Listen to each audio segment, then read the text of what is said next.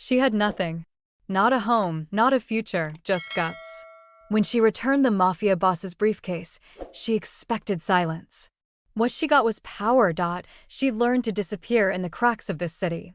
At 21, she moved like smoke through alleyways, unnoticed but watchful, her instincts sharpened by cold nights and colder people. Luggage. The gunfire had started just before midnight. 3 sharp pops outside the back of a private steakhouse where black cars idled and men in suits drank under fake names. When the chaos cleared and the sirens faded, she saw it, kicked beneath a bullet-scarred table leg, dark leather scuffed, but unmistakably expensive. A lion with a dagger was embossed on the brass plate. Even she knew what that meant. Moretti. People didn't find things like that and live long. Inside might be cash. Contracts. Secrets. Blood. Opening it could get her killed. Keeping it? Worse. She didn't hesitate. By 2 a.m., she'd already spoken to a food cart guy who saw which car left in a hurry. A janitor who knew which floors had extra cameras. A shelter regular who once drove for the wrong kind of people. She pieced together the kind of puzzle you don't say out loud. The name whispered at all the corners of the city, Dante Moretti, and where he could be found tonight. At 3:18 a.m., she walked into the glass lobby of Moretti Holdings, soaked through and gripping the briefcase like a bomb. 5 men in suits turned in unison. One stepped forward, hand near his hip. "I need to see Dante Moretti," she said, voice steady despite the tremor in her chest. "I have something of his." They didn't laugh. They didn't blink. The tallest pulled out a phone, never taking his eyes off her. "Wait here." Minutes passed like hours. Then the elevator chimed. The doors opened to reveal a man in a tailored charcoal suit. Sharp beard. Tattoo curling beneath his collar. Power radiated from him like heat off a flame. He said nothing at first, just studied her, wet, small, defiant. "You found something of mine?" The elevator doors slid shut behind them with a whisper, sealing Lila into a world of chrome, silence, and quiet danger. Dante walked without speaking, his stride deliberate, the kind that made others step aside without knowing why. She followed, still soaked, still clutching the briefcase like a relic, aware of every glance from the suited men lining the hallway. The further they walked, the colder the air felt, not from the temperature, but from the weight of unspoken power pressing in. Finally, they reached a frosted glass door that slid open on its own. Inside was a room like nothing Lila had ever seen, minimalist but opulent, a boardroom made of obsidian and steel. Around the table sat 5 men, silent and alert, each with a laptop open, hands poised as though they were waiting for a different kind of war. One of them looked up and frowned when he saw her. Another leaned back, studying her like a problem that needed solving or erasing. Dante moved to the head of the table and gestured toward the empty chair opposite him. "Put it down," he said, his voice the first crack of thunder in the silence. Lila stepped forward, placed the briefcase on the table with both hands, then slowly sat down. Every movement in the room felt exaggerated under their collective gaze. Her soaked shirt clung to her spine, her damp hair sticking to her neck, but she didn't fidget. She met Dante Moretti's eyes head-on. "You didn't open it," one of the men noted. His voice was sharper, older, like a blade dulled from use, but still dangerous. "Most people would have." Lila didn't look away. "I'm not most people." The man beside Dante gave a dry chuckle. "No, you're not. Most people don't show up here with something they could have sold for 5 lifetimes. Dante didn't laugh. He kept staring at her, expression unreadable. "Why return it?" "I saw the seal," Lila said. "I knew who it belonged to." She spoke with a calm that surprised even her. "You don't keep something like that unless you have a death wish." "I don't." "And yet you walked into this building, unarmed, alone," another man said, tapping his pen on the table. "That does sound like a death wish." "Not if I know what I'm walking into," she replied. "Which you don't," the man shot back. "Not fully." "I know enough," she said, letting the words settle. "I know your security rotates shifts every 6 hours, and that only 2 people enter through the front after midnight. I know your cars leave out the east garage, and your runners always take 14th and Cicero to loop back toward the warehouse district. I know you use a florist shop on Grand Avenue as a secondary comms drop, and that the guy running it has a twitch in his left eye and a Glock under the counter. She leaned forward slightly. I didn't get lucky. I paid attention. Silence followed. One of the men actually closed his laptop. Another looked at Dante, eyebrows raised. Lila's heart pounded in her chest, but she didn't let it show. She couldn't. Not now. Dante's jaw shifted, like he was working something out in his mind. You returned something valuable. You know more than you should. That makes you one of two things. He leaned forward. A problem. Or an opportunity. And what do you usually do with problems? She asked, matching his energy. Solve them, he said simply. Permanently. The temperature in the room dropped 10 degrees. But you haven't done that yet, she noted. Which means you're still deciding. Dante smiled then, not warmth, but something close to appreciation. You've got teeth, girl. I like that. One of the suited men to his left cleared his throat. She's a risk, Dawn. Even if she's telling the truth, she knows too much. So do a lot of people, Dante replied, not looking at him. And most of them work for me. He turned back to Lila. Where do you sleep? She hesitated, the question catching her off guard. Why does that matter? Because you're not walking back into the rain tonight. Lila narrowed her eyes. I didn't come here for charity. Good, he said, standing. Because I don't offer any. You'll be taken to a secure location. Food, heat, clean clothes. One night. That's it. I can take care of myself, she snapped, standing with him. You wouldn't be here if that were true, he replied, already walking toward the door. She followed him without another word, but her mind was reeling. None of this made sense. They should have kicked her out, or killed her, or locked her in a room until they figured out what to do. Instead, they were offering her protection. A night off the streets. Why? The black SUV was waiting out front. One of Dante's men, Antonio, the one with the watchful eyes and salt and pepper hair, opened the door for her. You don't ask questions, he said softly. You just get in. Lila hesitated for one breath, then slid inside. The ride was silent. City lights passed by like ghosts, their reflections trailing across the tinted windows. She stared down at her hands, still stained with grime, still shaking now that the adrenaline was wearing off. Antonio didn't speak, but she could feel his gaze, assessing, calculating, like everyone else. The SUV pulled into an underground garage beneath a high-rise she'd never noticed before. Inside, everything smelled of money and marble and expensive silence. Antonio walked her to the elevator, handed her a keycard, and said, "Top floor. You'll know the room. You'll be safe here tonight." "And tomorrow?" she asked. "That's not up to me," he replied. Then he was gone. The suite was unreal. Floor-to-ceiling windows revealed the Chicago skyline wrapped in fog and rain. A fireplace crackled in the corner, the warmth of it foreign against her skin.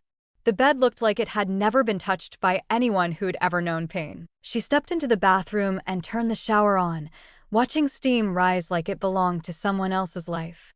Lila stood under the hot water for 20 minutes, letting 2 years of street filth swirl down the drain. She didn't cry, she hadn't in ages, but her breath shook. When she stepped out, a set of clothes had been laid on the bed. Her size. No tags. No notes. She didn't sleep at first. Just lay in the sheets, staring at the ceiling, trying to count how many exit routes the room had. 2 windows. 1 door. A fire alarm with a hidden camera next to it. She wasn't stupid. This wasn't kindness. It was observation. Sometime after 2 a.m., her burner phone buzzed. She'd hidden it in her boot out of habit. The number was blocked. One message. You were marked before you ever met me. This only bought you time. Delilah read it twice. Her fingers tightened around the phone. So someone had seen her with the briefcase. Someone who didn't work for Dante Moretti. She wasn't just on his radar, she was on someone else's hit list. She lay back against the pillow, her thoughts racing faster than her heart. Tomorrow, she was supposed to leave. That had been the plan. But tomorrow might not wait. And maybe, just maybe, she didn't want to leave. Lila stood by the window, watching the skyline turn from slate to gold as the morning bled across the city. The room around her felt like a dream made of clean lines and quiet power, and she didn't belong in any part of it. Her clothes from the night before were gone, replaced by new ones, folded precisely on the dresser, casual but tailored, her size again. There were no cameras she could see, but she knew enough to assume they were watching. The burner phone buzzed once on the counter. She picked it up. 11 a.m. sharp. Come alone. Moretti Development. Floor 27. D. No name. No niceties. Just coordinates, like a general to a soldier he hadn't decided to trust yet. Lila slid the phone into her pocket, pulled on the jacket, and left the suite without touching anything else. If it was a trap, she'd walk into it with her eyes open. The elevator ride down felt like falling. At the lobby, Antonio was waiting, this time in a charcoal suit, looking more like a CFO than a soldier. He didn't say much. Just handed her a coffee and walked her to a different car, sleeker and more businesslike than the one from last night. When she asked where they were going, he didn't answer. He didn't need to. Moretti Development towered over the river like a throne carved in glass. Its name etched in gold above reinforced glass doors. The kind of place that didn't pretend to be subtle, it was the signal. Inside, marble stretched in every direction, people in suits moved like a current, and Lila felt the weight of it all pressing down on her. Not just money. Legacy. Top floor, Antonio said, nodding toward the elevator. He's waiting. You're not coming? This meeting is for you. The doors closed, and the silence was different this time, expectant, like the city itself was holding its breath. When they opened again, she was met by a glass-walled office bathed in natural light. Plants she couldn't name framed the corners. A massive desk sat like an altar to precision. And behind it, Dante Moretti. He didn't rise, just watched her walk in, eyes sharp but unreadable. You clean up well, he said. I didn't dress to impress, she replied. Good. I hate liars. She took the seat across from him. No guards. No advisors. Just the two of them and a city that seemed to shrink beneath the window. Dante leaned back, folding his hands together like he had all the time in the world. She didn't. You're wondering why you're here. I assumed the gift suite and cryptic text meant you weren't done with me. You'd be right, he said. You've proven something most people can't, that you know how to move without being seen, and that you know when not to take a shortcut. You mean when not to steal? I mean when not to be stupid. He paused, then opened a folder on the desk, photos of alleyways, street corners, faces she knew. The kind of people who never show up in data systems but know everything. You have an intelligence network. Unpaid. Invisible. Effective.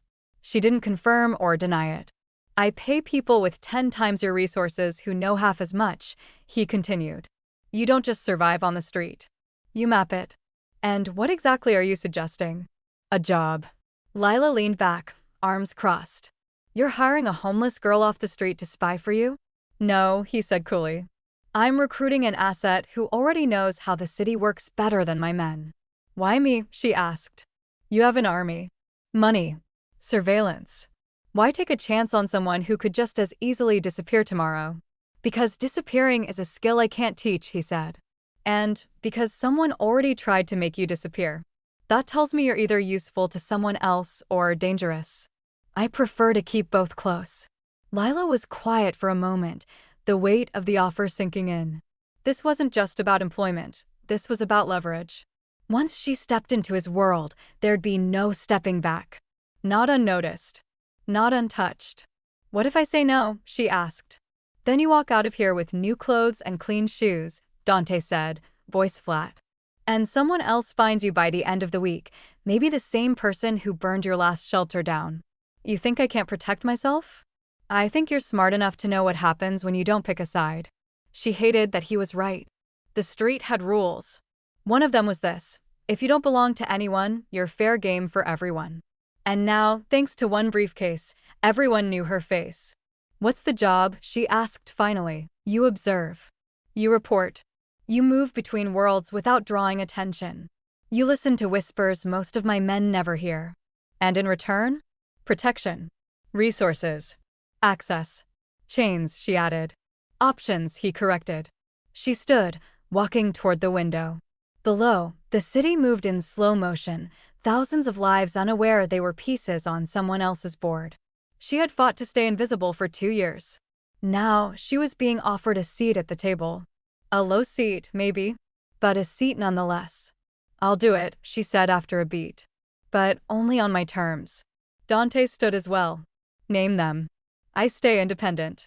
No uniforms. No fixed schedules. You don't control me, you contract me. Fair. And if I want out, I walk. Clean." Dante's mouth lifted slightly. "That's not how this world works." "It is now," she replied. "Or I leave before we start." He studied her, that same calculating stillness returning to his eyes. "You've got more spine than most men I've broken bread with." "I've had to." He walked around the desk, stopped a foot from her. "This will change everything," he said. "The way you live, the way you sleep, the way you breathe. There's no version of this where you go back to being no one." "I stopped being no one the minute I picked up that briefcase." He nodded, then handed her a phone, not a burner, not a trackable model. "Something custom. That's your direct line to me. No one else has this number. Welcome to the job, Miss Hart." She took it, feeling the weight of it in her hand like a loaded gun. "Don't make me regret this." "Don't make me," he said, stepping back. The door buzzed behind her. Antonio waited outside. "Your first assignment starts tomorrow," Dante added. "We'll test your eyes. Let's see what they really see." Lila turned, slipping the phone into her pocket. "You'll get more than you bargained for. I'm counting on it." If you were in Lila's shoes, offered protection and power in exchange for your freedom, would you take the deal? Or would you risk staying invisible? Let us know in the comments below. Your choices shape your world, just like Lila's shaped hers. Lila moved through the streets like she always had, unnoticed, underestimated, and just a little faster than danger. Only now, she wasn't just surviving. She was watching, listening, feeding Dante Moretti information that his own soldiers overlooked because they wore suits, not silence. She kept her network tight, vendors who owed her favors, delivery guys who liked to talk, old men outside liquor stores who saw everything but said nothing until she asked the right way. She brought them food, blankets, cigarettes, sometimes just time. She paid in kindness, attention, and discretion. Her currency was memory. And her eyes were everywhere. It didn't take long for the tips to start adding up, a sudden spike in protection payments on the South Loop, new faces loitering outside the edge of Moretti territory, too clean to be local muscle. A street cellist who played outside a transit station every Thursday told her about two guys who parked in the same black SUV, always watching, never buying. A laundromat attendant near Roosevelt whispered about customers who came at closing and left with nothing but receipts. It was subtle, but intentional. Someone was probing the edges of Moretti's map. Lila took the information directly to Dante. She never sugarcoated it, never embellished. "They're testing your lines," she told him. "Not with guns yet. With presence. Pressure." Dante listened more than he spoke, always sitting behind that sleek desk, eyes narrowed like he was solving a different puzzle with every word she gave him. His replies were simple. "Good work. Stay with it. Don't engage." She didn't need praise, but each time he called her in personally, each time he used her intel to adjust his strategy, she felt it, the shift. She was becoming real in his world. Not a guest. Not a favor. An asset. Not everyone saw it that way. The inner circle didn't speak to her directly, but their eyes said enough. Suspicion. Dismissal. Disdain. Antonio was civil, but distant. Tommaso, the youngest capo, barely hid his contempt. "We're trusting street trash now," she overheard him mutter once. Lila said nothing, but she remembered it. She didn't need them to like her. She needed them to underestimate her. That was where the power lived, in being the thing they didn't expect to matter until it was too late. Her second week working for Dante, she tracked a Romano lieutenant moving into Pilsen. Not aggressively, just showing up. A fake property lease. Two men canvassing bodegas and pawnshops, asking too many questions. She flagged it, and Dante's crew pulled back their outer operations before a single confrontation took place. No bullets. No headlines. Just a quiet flex of foresight. Dante sent her a text that night. Clean work. She stared at the words for a long time. Not praise exactly, but something better. Respect. That same night, she met with a contact behind a taco truck near Pulaski. The guy, Ray, was ex-army turned street informant. He liked her because she never asked for too much and always paid on time. You're poking some serious nests, he warned, handing her a folded paper with 3 license plates. Romano guys. High-end rentals. No one uses them unless they want to blend. Where? She asked. River North. Couple of blocks from Club Vitale. Romano turf. She took the paper straight to Antonio the next morning. He didn't thank her. Just nodded once, which in his world felt like something. But that afternoon, 2 of the plates disappeared from city records.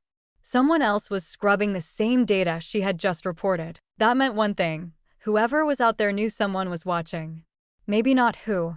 Maybe not her. But close. Lila kept her routines tighter. Changed her routes. Watched her watchers. Still, that week, something shifted. She felt it first walking past a bar near Grand, one she'd used as a cut-through 100 times before. A man at the corner didn't move, didn't smoke, didn't drink. Just watched. The second time was 2 days later. A different corner. Same stillness. Same shoes. She didn't run. She adjusted. On Friday, Dante called her in. His office was dim, the blinds drawn a rare thing. They're escalating, he said, sliding a photo across the desk. That's the Romano underboss, Matteo Farella. He's not usually this visible. But now he's showing up near our dockside partners. That's not coincidence. Lila studied the photo. He's making himself bait. Yes. Which means there's already a trap behind him. Dante nodded. Find out what it is. She did. She followed threads through 3 neighborhoods, 1 fake liquor license, and a guy who worked security at Club Vitale. He owed her. Long ago. A night she didn't talk about. He paid the debt by telling her this.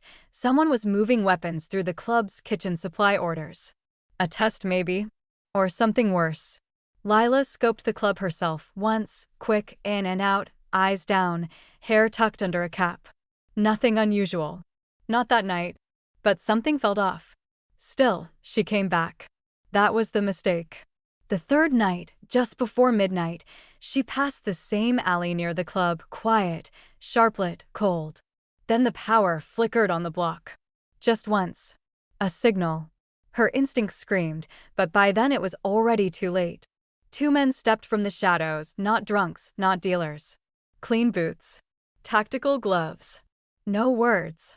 She turned and ran, cutting across the back parking lot, hurdling a dumpster. One of them clipped her shoulder with a near grab, but she twisted, dove through a side door into the club's loading corridor, and slammed it behind her. Someone inside yelled. She didn't look back. Just bolted down the hall, shoved through the kitchen, and hit the emergency exit into a rain-slick street.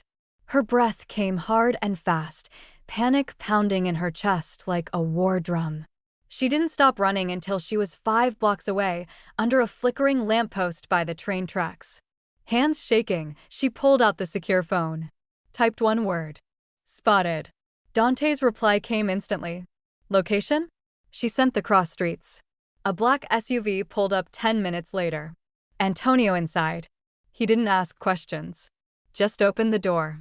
You were right, she said, voice raw. They're watching. And they're not guessing anymore. Antonio nodded. Then it's time we stopped pretending you're invisible. The next morning, Lila woke up in a different place. Gone was the suite with its sterile elegance and silent luxury. In its place was a high-rise apartment 3 floors below the penthouse, still beautiful, still guarded, but with less distance between her and the world outside. 2 men stood by the elevator at all times, armed but discreet. A silent message, you're being protected, not trusted. She stood by the window, watching the city breathe below her. It was a different angle than she was used to, the streets smaller, the people quieter. She was high enough to see rooftops, low enough to hear sirens. The space itself was open, lived in, warmer than the one before. Books lined the walls. Not decoration. Read. Antonio stopped by around noon, handed her a small folder and a burner she hadn't seen before. Daily drop instructions, he said. He'll want you off the streets for a while. But we still need your eyes. Lila didn't ask why Dante wasn't delivering the message himself. She already knew. Later that night, the lock clicked just after 10. No knock, just the soft thud of expensive shoes and authority in motion. She didn't have to look to know it was him. Hope I'm not interrupting, Dante said. Lila glanced up from the floor, where she sat with a blanket and a city map spread across the coffee table. I wasn't sleeping. He smirked faintly. Didn't think you would be. He didn't sit right away. Just walked to the window and stared out, hands in his pockets, posture tense. His charcoal suit looked looser on him tonight, not in fit, but in energy. Like the weight of command had shifted. Or slipped. You should have had someone watching that club, he said. I did, Lila replied. Me? His jaw twitched. Don't be smart. Don't be obvious. Dante turned to her then, expression hard, but not angry. Warn. You almost got grabbed, Lila. I didn't.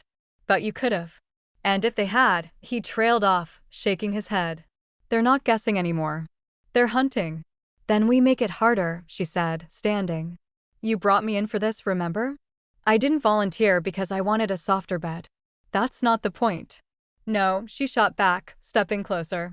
The point is I did everything right and someone still came for me. So don't act like this is about protocol. You're pissed because I matter now. And that makes it messy. The words hung between them, sharp and hot, until he exhaled slow and controlled. He walked past her, taking off his jacket and tossing it over the back of a chair. The shirt sleeves underneath were rolled to the elbows, revealing scarred forearms inked in old family crests and faded Latin. Up close, Dante Moretti didn't look untouchable. He looked tired. I used to live in this building, he said quietly. Years ago. Before the weight of all this fell on me. He gestured around. Back then, I could still walk down the block and not worry someone had a sniper scope waiting. What changed? She asked. My father died. I inherited everything, the power, the enemies, the rules. He sank into the armchair, leaning forward, elbows on knees. You remind me of someone I knew before that. She had the same edge, same fire in her mouth. Would have torn this city down if she had the chance. Where is she now? Lila asked. Dante's eyes darkened. Gone. How? He looked up. Because I let her in. The quiet stretched, heavy and raw. Lila sat across from him, but the space between them felt thin, charged. You think shutting people out keeps them safe? She asked. No, he said. I think it keeps me standing. She nodded slowly. You hide behind the rules like they're armor. But they're just glass, Dante. One hit in the right place and it all shatters. His smile was faint. Sad. I know. You're more human than you pretend to be. And you're more dangerous than you realize. Why? Because you see the cracks, he whispered. And you don't look away. He stood then, pacing to the window again, arms crossed tightly. The city lights reflected off the glass, painting him in gold and shadow. You don't get to matter to me, he said finally. Not in this world. She stood too. Then why are you here? He turned. Because for the first time in years, I wanted to be. The silence between them was deeper now, intimate in the worst and best way. He took a step forward. She didn't move. His eyes flicked to her lips. Hers to his. And for a moment, just one, the distance cracked. But he didn't kiss her. Instead, he exhaled, long and tired, and stepped back. I can't, he said. Not with you. I know, she whispered. He nodded once, as if sealing a truth they both already knew. Get some rest. Tomorrow, we start over. Lila watched him leave. The door clicked softly behind him. The apartment fell into silence again, but it wasn't the same. The air still carried the shape of him. And her reflection in the glass didn't look like a girl who had nothing anymore. She looked like someone almost seen. Have you ever wanted something or someone you knew you couldn't have without breaking the rules that protect you? Tell us in the comments. When the line between strength and vulnerability starts to blur, what would you choose? The morning started with silence, the kind that hums wrong under your skin. Lila woke to the sound of nothing, which in Dante Moretti's world meant only one thing. Something had gone very, very wrong. No knock. No text. No coffee on the kitchen counter from Antonio's daily ritual. Just the weight of absence pressing against the walls like a storm gathering. She was halfway through scanning police bulletins when the secure phone rang. One word came through, cold and clipped. Now. No explanation. No detail. But she grabbed her jacket and moved. The SUV was already waiting downstairs. This time, Antonio was behind the wheel. No driver. No conversation. His jaw was clenched, his knuckles white on the steering wheel. Lila didn't ask. She didn't need to. The moment they stepped into the Moretti compound, deeper than the office, darker than the tower, she felt it. The air was different. Heavy. People moved in clipped silence, shoulders tight, weapons visible. There was fear here, and it didn't belong to outsiders. In the briefing room, Dante stood at the center like gravity. Maps were pinned to the board behind him. Names. Dates. Markers. But all anyone was looking at was the photo on the screen, grainy surveillance of a man being shoved into the back of a black van. Lila recognized him instantly. Matteo Vescari. One of Dante's top lieutenants. Quiet. Loyal. Dangerous. And now missing. Dante's voice cut through the room like a blade. They want to trade. No one moved. No one breathed. Lila's stomach tightened. He looked at Antonio, jaw hard. Say it. Antonio hesitated. They want her. Every eye turned to Lila, but she didn't flinch. She felt the shift, the ripple of realization, the slow burn of disbelief settling in her chest. Her voice was calm. How? That's what we're trying to find out, Dante replied, his tone low, lethal. Your name, your role, your location, that was locked down. No leaks. No contact. Only 7 people knew. And now so do the Romanos. The words hit harder than gunfire. Betrayal wasn't an if, it was inside. Lila's mind raced. She hadn't gone off-grid. Hadn't made contact outside protocol. And yet somehow, the enemy had drawn a perfect circle around her. They said this, Antonio added, holding up a burner phone sealed in a plastic evidence bag. Trade the girl. Or Matteo dies. Dante didn't move. He just stared at the phone like it had personally insulted him. They think I'll give you up. Lila crossed her arms. Would you? That made him look at her, really look. Something burned behind his eyes. You're not mine to give. But I'm the one they want. Paranoia crackled through the air like static.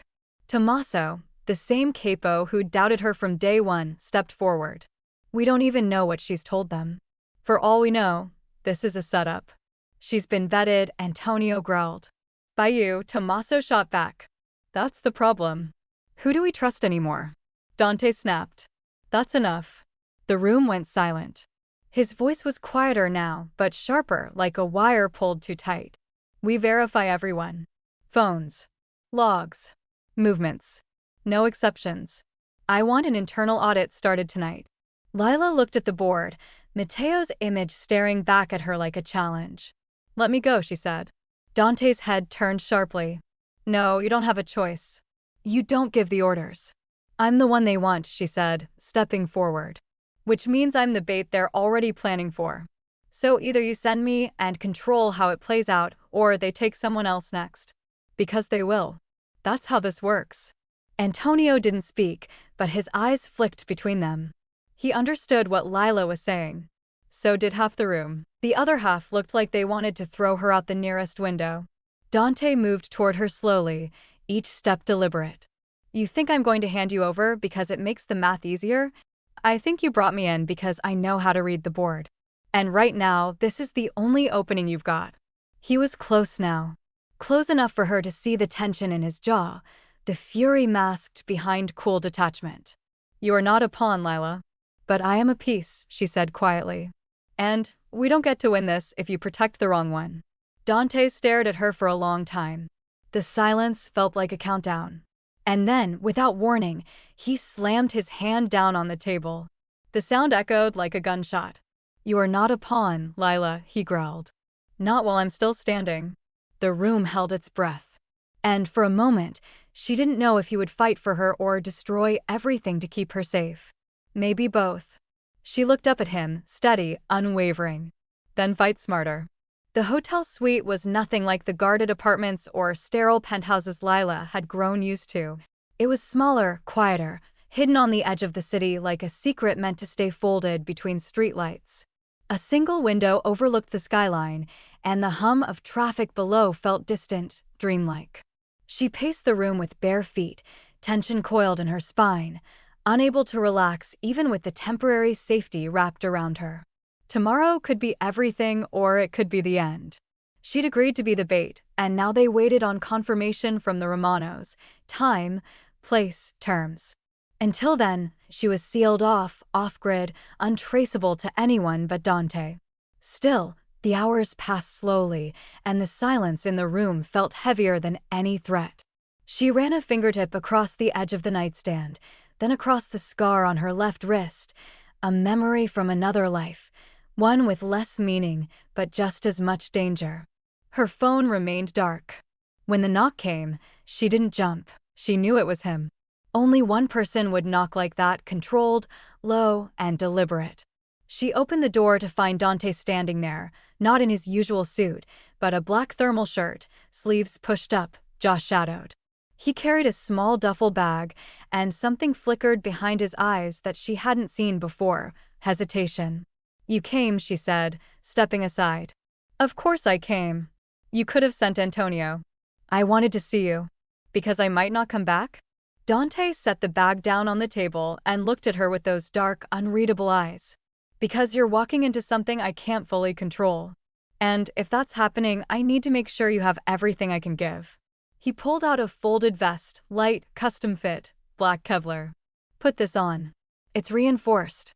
Lila took it, fingers brushing his. "Won't do much if they shoot me in the head. It'll give me time to shoot first." "That's morbidly romantic." "I'm not romantic, Lila," he said quietly. "I'm desperate." She looked up at him then, and something in his face cracked open. Not visibly. Not obviously. But enough for her to see it, the ache he was trying to swallow. "You don't have to do this," he whispered. "There are other plays. Not good ones. Maybe not. But they don't involve risking the one thing I can't afford to lose." She stared at him, heart hammering in her chest. "You mean Mateo?" "I mean you." For a second, neither of them breathed. The words hung between them like a lit fuse, waiting to burn. Dante stepped closer, close enough for her to smell the faint scent of smoke and citrus on his skin. "I've protected cities. Territories. Men who've bled for my name." His voice broke slightly. "But nothing's ever terrified me like protecting you." Lila swallowed, hard. "Because I make you weak?" "No," he said, reaching up to gently brush a strand of hair from her cheek. "Because you make me want things I buried a long time ago." She leaned into his hand without thinking, her body moving before her brain caught up. "You said I couldn't matter to you." "I lied." "Why?" "Because if you mattered, I'd have to admit I don't want to lose you. And in my world, that's the most dangerous thing of all." She stepped closer until their foreheads nearly touched. "Then don't lose me." "I don't know how to keep you," he whispered. "Try." And then she kissed him. It wasn't soft. It wasn't safe. It was months of tension, of denied feelings and sleepless nights and a world that never left room for something so fragile. His hands found her waist, pulling her in, and hers tangled in his shirt, anchoring herself to the one man who should have been off limits. It felt like surrender and war all at once. When they finally pulled apart, her breath was shallow, but her eyes were clear. "If we die tomorrow, we won't. If we do," she said, "I want you to know something." "What?" "I don't regret this. Any of it." Dante cupped her face in both hands, resting his forehead against hers. "You're the one thing in my world not bought in blood, Lila. That's what scares me." "Because I'm real?" "Because you remind me I still have something left to lose." They stood like that for a long time, the city humming outside the glass, the future pressing in through the cracks. Eventually, she pulled him toward the bed, wordless, the air between them finally still. He followed without resistance, without orders, without armor. Just a man. Just her. They lay in the dark, side by side, fully clothed, the hum of the heater filling the space between heartbeats. Lila rested her head against his shoulder, his arm wrapped protectively around her waist. She didn't ask for promises. He didn't offer lies. But in that moment, they found something better than safety truth. Dante's voice came one last time, rough with sleep. If anything happens, she cut him off. Don't. We're not writing endings tonight. He was quiet, then nodded. They drifted off like that. Together. For what might be the first and only time. The air was sharp with rust and cold metal as the wind cut across the abandoned rail yard. The tracks stretched into the dark like skeletal veins, the silence broken only by the creak of a swinging chain or the distant groan of steel. Lila stood just beyond the gate, her wrists bound in front of her, jacket zipped up to her chin, body stiff from both tension and the Kevlar vest beneath. Antonio had tightened the bindings just enough to sell it, not enough to stop her if she needed to move fast. This wasn't a rescue. It was a war, waiting to be lit. The Romanos had picked the location, Sector 12, an old cargo loading site on the edge of the industrial district, where the city forgot itself. It was neutral ground in name only. The gravel cracked beneath her boots as she was led forward by two Romano men, not the sharp-dressed enforcers she was used to seeing, but rough ones. Sloppier. Confident. She counted steps, memorized shadows. 3 snipers in place, she knew, one in the broken watchtower, another on the catwalk over the loading bay, and a third embedded behind a derailed shipping container. All were Moretti men. All waiting for the signal. The cold wasn't what made her hands shake. Ahead, under a weak floodlight, stood the trade point, marked by an oil drum burning low, casting more smoke than heat. 2 Romanos flanked it, and beside them, restrained and on his knees, was Matteo. Bloodied, but alive. He lifted his head when he saw her, and even through the bruises, she saw the fire in his eyes. He hadn't broken. Not yet. Stop there, one of the Romanos barked. You brought the girl. Good. One of the guards stepped forward to meet her escort. We'll take it from here. Lila's arms were roughly seized as the exchange began. The other Moretti men, posing as her captors, backed off. The Romano lieutenant stepped out of the shadows. Not Matteo Farella, higher up. Lila recognized him from the dossiers she'd studied, Luca Spano, known for precision kills and torture tactics. His eyes raked over her like merchandise, but his voice was syrupy. So this is the street rat causing all the noise. Let him go, Lila said, steady. You have what you wanted. He smiled. We'll decide that after our Don sees you. I wasn't aware I was here to entertain royalty. You're here, Luca said, to bleed leverage. She didn't flinch. That alone seemed to unsettle him. Behind her, the wind shifted again. A faint click, unnoticeable to anyone not trained to hear it, whispered through the yard. The snipers were ready. So was Dante. Luca pulled Matteo to his feet, held a gun loosely at the man's spine. He walks when I say. That's not what we agreed on, Lila said. And since when have we ever played fair? That was the moment she'd been waiting for. Casually, she shifted her weight, letting her left wrist brush the hem of her jacket. Inside, taped to the lining, was a reflective chip no bigger than a fingernail. She turned just enough to let it catch the floodlight. A signal. In the tower, the sniper exhaled once, then fired. The first shot took out the man holding Matteo. The second hit the one behind her before he could react. Chaos exploded instantly, bullets, screams, the dull thud of bodies hitting gravel. Lila dropped, rolling away from the line of fire, wrists snapping free with the hidden wire Dante had insisted she carry. She came up behind a stack of crates, ducking low as more shots rang out. Smoke burst from the watchtower as a flash charge went off, blinding the remaining Romano guards. Antonio's voice crackled in her earpiece. Move west. Now. She sprinted toward the left flank, heart pounding, the Kevlar vest digging into her ribs with each stride. Gunfire echoed like a symphony of fury. 6 Romanos fell within seconds, clean, fast. Tactical. Only Luca remained, crouched behind the oil drum, gun out, using Matteo as a human shield. You come closer, I shoot him, he shouted, desperate now. A single footstep behind him made him freeze. Dante emerged from the shadows like a ghost made of fury, his own pistol leveled, face carved from stone. Let him go, Luca. You won't shoot with your man in the way. You're right. He fired anyway. The bullet shattered Luca's shoulder, spinning him backward.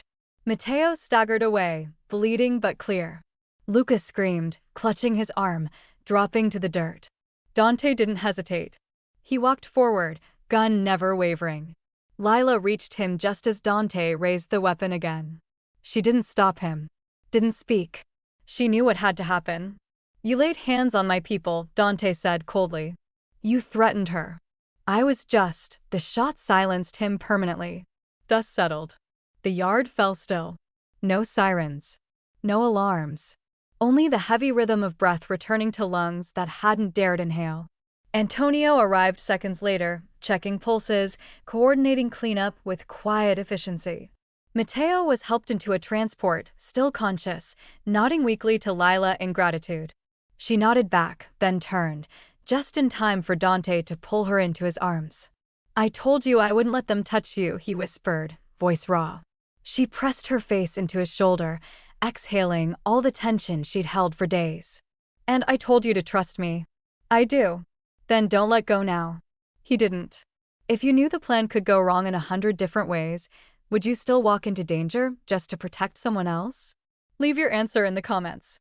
When trust and sacrifice collide, would you make the same call Lila did? Chicago was quieter now, but it was a dangerous kind of quiet, the silence that settles after something burns, not because the fire is gone, but because everything left is ash. In the days following the exchange, the Romano organization unraveled faster than anyone predicted. The federal task force raided half a dozen fronts within 48 hours, spurred by anonymous tips, sealed warrants, and a storm of suddenly cooperative witnesses. The Romanos had ruled with arrogance. Now they were being picked apart with surgical precision. Dante never confirmed where the leaks came from, but Lila had her guesses. Her intel network, silent and wide-reaching, had slipped a few whispers into the right ears, not enough to trace, but just enough to tilt the scales. She didn't do it for vengeance. She did it to send a message. The girl they underestimated had become the ghost who turned the city's underworld inside out. The Moretti family moved fast to fill the vacuum, not with brute force, but with calculated efficiency. Businesses that once paid 2 families now paid 1.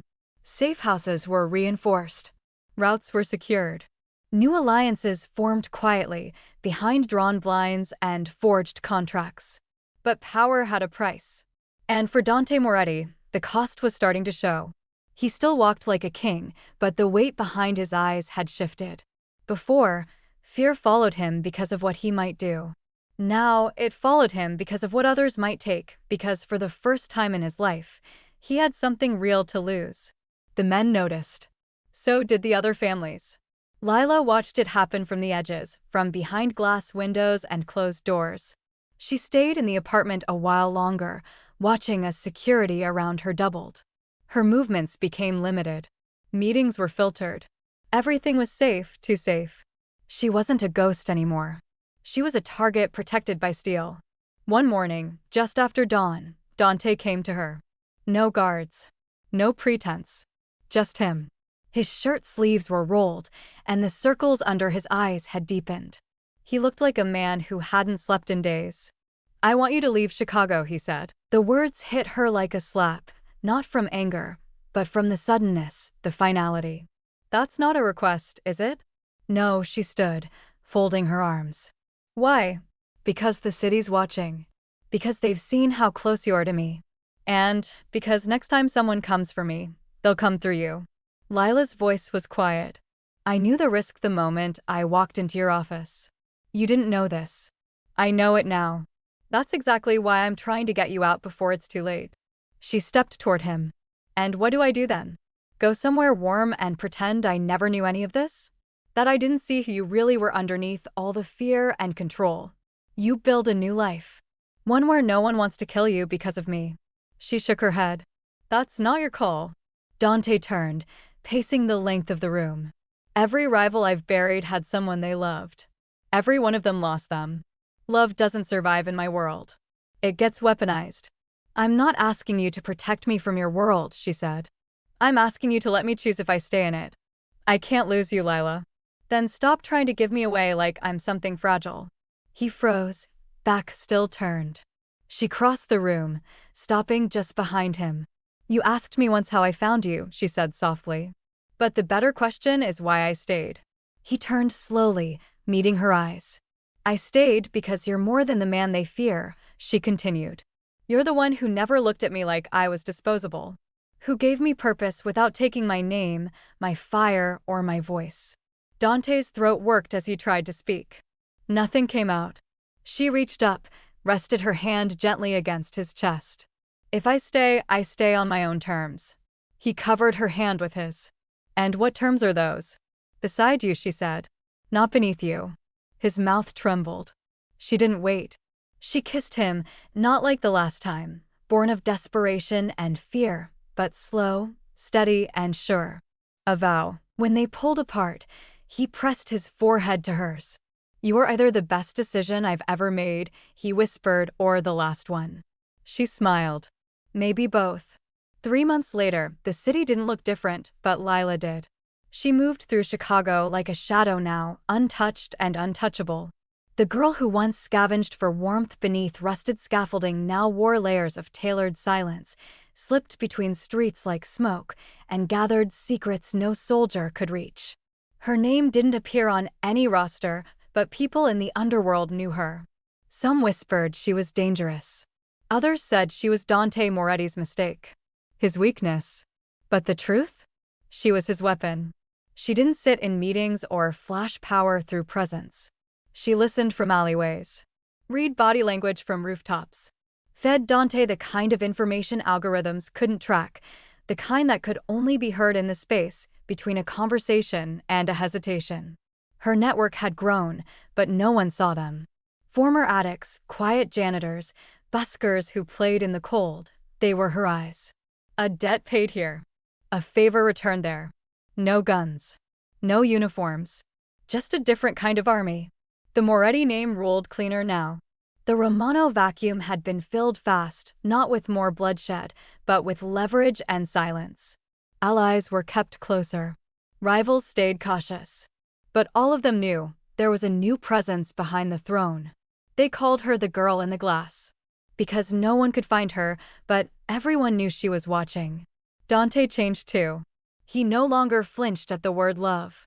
He didn't use it freely, but he didn't hide it either. Not with her. Not anymore. When they were alone, his armor cracked. Not weak. Real. They fought sometimes not over power, but over how to use it. Lila pushed when he wanted to retreat. He protected when she wanted to expose. Their arguments weren't explosions, they were strategy sessions wrapped in emotion. And somehow that worked. They found a rhythm. Mornings together, sometimes without words. Nights with reports spread out across the table, coffee going cold. Occasionally, they escaped, long drives to nowhere, phones off, windows down, music low. He'd rest his hand on hers on the gear shift. She never pulled away. Inside the family, things shifted.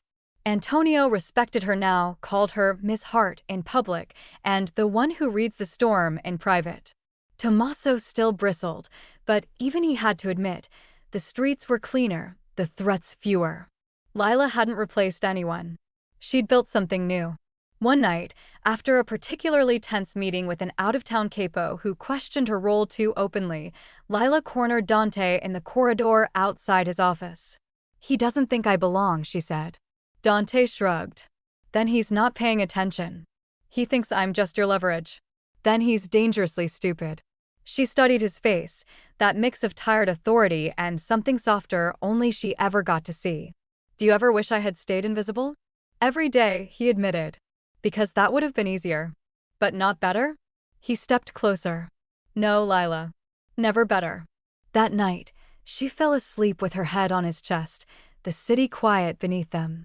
For once, there were no urgent messages. No encrypted files. Just warmth. And breath. Still, she never let her guard fall completely. Because the higher you rise, the clearer your silhouette becomes to those waiting in the dark. They tried once, some desperate leftover from the Romano faction who thought a moving target was easier than a guarded one. Lila caught the whisper before Antonio did. She rerouted the meeting, dismantled the ambush. 3 men were found in an alley days later, stripped of weapons and pride. No word ever traced back to her. But everyone knew. Dante didn't speak about it, but the next day, he kissed her hand in front of the entire table before a strategy session began. No one questioned her after that. By month 3, the whispers had changed. No longer she's in too deep. Now it was she's the reason they haven't lost ground. Some even said she made Dante smarter, sharper, more dangerous. Maybe it was true. One night, as they watched the snow fall over the city from the roof of the Moretti compound, Dante handed her something small, a lion-shaped pendant on a thin gold chain. "It's not for protection," he said. "You don't need that anymore." "Then what is it?" He met her gaze. "It's a reminder that no matter how far we fall, you're the reason I rise." She didn't cry, not then. But she reached up and fastened it around her neck herself. "You were the lion long before I found the crest," she told him. He smiled, small real. "And you were never just the girl who found the briefcase." "No," she agreed. "I'm the girl who wouldn't back down." He kissed her then, slow and sure, the kind of kiss that rewrites what came before. No fear. No hesitation. Just 2 people who fought like hell and somehow found peace in the war. Thank you for listening to this story until the very end. There's another interesting one on your left screen that I think you'll really enjoy.